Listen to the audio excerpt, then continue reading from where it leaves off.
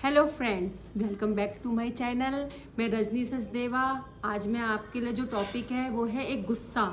जो आजकल गुस्सा हर लोगों में बसा हुआ है, चाहे वो बड़े हों, चाहे वो कोई छोटे हों, चाहे जो भी हो। और गुस्से में लिए हुए निर्णय जो आज हमारे इतने गलत हो जाते हैं, उस वक्त हमें को कुछ समझ नहीं आता। जो इतने आत्महत्या के केस हो रहे हैं, रोज़ रिलेशनशिप खराब हो रहे हैं, पेरेंट्स और बच्चों में लड़ाइयाँ होती हैं और हस्बैंड वाइफ में लड़ाइयाँ होती हैं। इस सबको कम करने का जो एक गुस्सा है, आज मैं उस विषय में आपसे बात करना चाहती हूँ। जैसे कि आपने सुना होगा एंगर शब्द, यदि हम उसके आगे डी लगा देंगे तो क्या हो जाएगा? डेंजर। और जितने हमारे निर्णय लिए हुए हैं वो सब डेंजरस होंगे। उससे हमारी कितनी प्रॉब्लम्स बढ़ जाएंगी, बीपी हाई हो जाएगा, हार्ट अटैक आ जाएगा, डिप्रेशन में चले जाएंगे। तो हमारा काम क्या है? इस गुस्से को कंट्रोल में करना, जिससे हम समाज में फैले हुए ये जो दिन रात सुनते रहते हैं, ये सुसाइड कर ली, उस बच्चे ने पढ़ाई में पास नहीं हुआ तो सुसाइड कर ली, किसी ने किसी को कोई बात कही, बच्चा फेल हो गया तो सुसाइड कर ली। इन सब का कारण क्या है? केवल एक, गुस्सा। यदि हम इसको कम करेंगे तो हम समाज में फैले हुए बहुत सारी चीज़ों को कंट्रोल में कर लेंगे।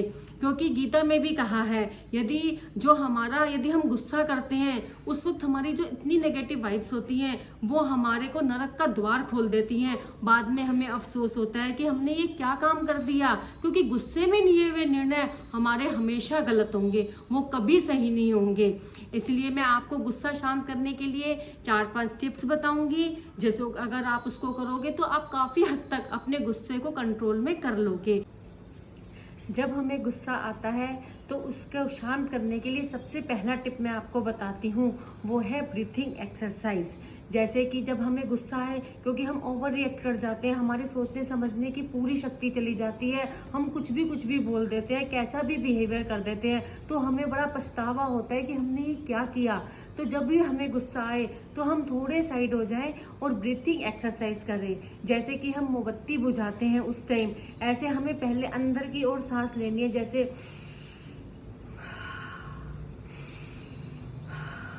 ऐसे मुंह बंद करके सांस लेना है और बाहर निकालना है। इससे पॉजिटिव वाइब अंदर आएंगे और नेगेटिव वाइब बाहर जाएंगे, जिससे कि हमारी पूरी अंदर जो है शांति वाली वाइब्स आ जाएंगी, पूरा गुस्सा बाहर निकल के शांत हो जाएगा। तो हम 10 बार कम से कम ऐसी एक्सरसाइज करेंगे तो हम अपने गुस्से को बिल्कुल शांत कर लेंगे।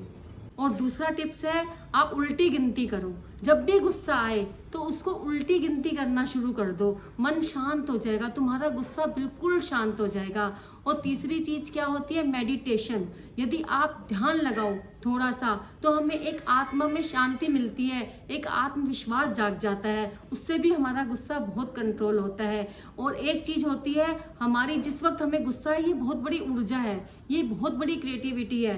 तो हम उसको नेगेटिविटी में ना ला जाके यदि हम इसको पॉजिटिविटी में ले जाएंगे, हमारे अंदर जो भी हुनर है, कहीं लोगों को गुस्सा आता है तो वो म्यूजिक करना शुरू कर देते हैं, म्यूजिक बजाना शुरू कर देते हैं, कोई आर्ट का काम शुरू कर देता है, उससे हमारा हुनर भी जाग जाएगा, हमारा गुस्सा भी बहुत कम हो जाएगा। जैसे कि आपने सुना था, जब दक्षिण अफ्रीका महात्मा गांधी जा रहे थे तो गोरे काले के भेद के चक्कर में गांधी जी को ट्रेन से नीचे फेंक दिया गया था। यदि वो चाहते अपने गुस्से की वजह से तो वो प्लेटफॉर्म पे ही कुछ कर देते, लेकिन उन्होंने उसको पॉजिटिविटी लिया, उन्होंने वहां पे एक आंदोलन छेड़ा। आज जिस हम आजाद देश में बैठे हुए हैं, ये उन्होंने आंदोलन किया था।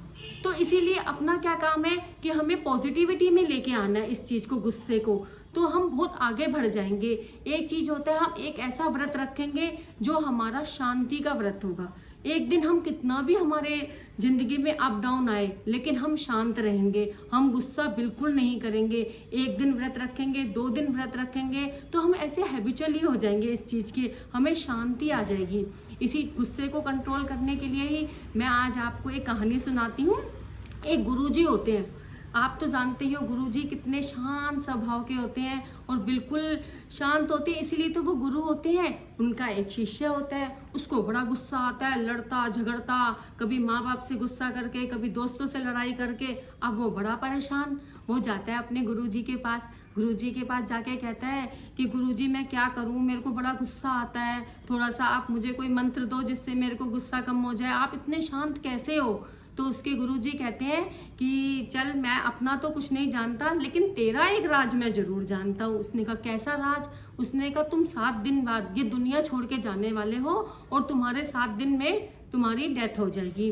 तो वो सुन के कोई भी है परेशान तो होगा ही वो, तो वो बड़ा परेशान हो जाता है। फिर उसके बाद थोड़ा ठीक होके जब वो अपने आश्रम से निकलता है गुरुजी के, तो बड़े लोगों से क्षमा मांगे, यदि मैंने गुस्से में तुम्हें कुछ कह दिया हो तो मुझे माफ कर देना। और एकदम उसका गुस्सा शांत, वो कुछ भी नहीं बोलता किसी से, बिल्कुल शांत शांत रहता है। जब 7 दिन कैसे बीत जाते हैं उसको पता नहीं चलता। तो वो जाता है अपने गुरु के पास, 7वें दिन गुरु के पैर छूता है, कहता है कि गुरुजी कि अब मुझे आशीर्वाद दो, अब तो मुझे ये दुनिया छोड़ के जानी है। गुरु बड़े मुस्कुरा के बोलते हैं तो ये बता तेरे 7 दिन कैसे बीते? वो कहता है गुरुजी अब एक बात बताओ, 7 दिन में मुझे छोड़ के जाना है, मैं किसी से क्यों लड़ाई झगड़ा करूंगा, मैं किसी से क्यों बुरा व्यवहार करूंगा? मैंने तो सबसे क्षमा याचना भी मांग ली और मैं सबसे बहुत प्यार से बोला। तो गुरुजी मुस्कुरा के बोलने लगे मेरा जो गुस्से का राज है यही है कि मैं इतना शांत हूँ। आज हमें यही सोचो कि हमारी मृत्यु कल है, किसी को पता नहीं कि हमारी मृत्यु कब आ जाए। तो अपने को शांत बनाओ, अपने को क्षमा करो सबको, और अपने स्वभाव को इतना शांत कर लो, गुस्सा तो तुम्हारा खुद शांत हो जाएगा, क्योंकि मृत्यु कोई निश्चित नहीं है कि कब आ जाए। इसलिए अपना व्यवहार ऐसा बना के जाओ कि लोग आपको बात तक याद रखें। इसीलिए मैं ये कहती हूँ कि ये कहानी यदि आपको पसंद आए और यदि तुम समाज में ये रिलेशनशिप सही करना चाहते हो, सुसाइड को कम करना चाहते हो, जो आए दिन सुसाइड होती रहती हैं, तो आप इस कहानी को जितना हो सके उतना शेयर करो। धन्यवाद।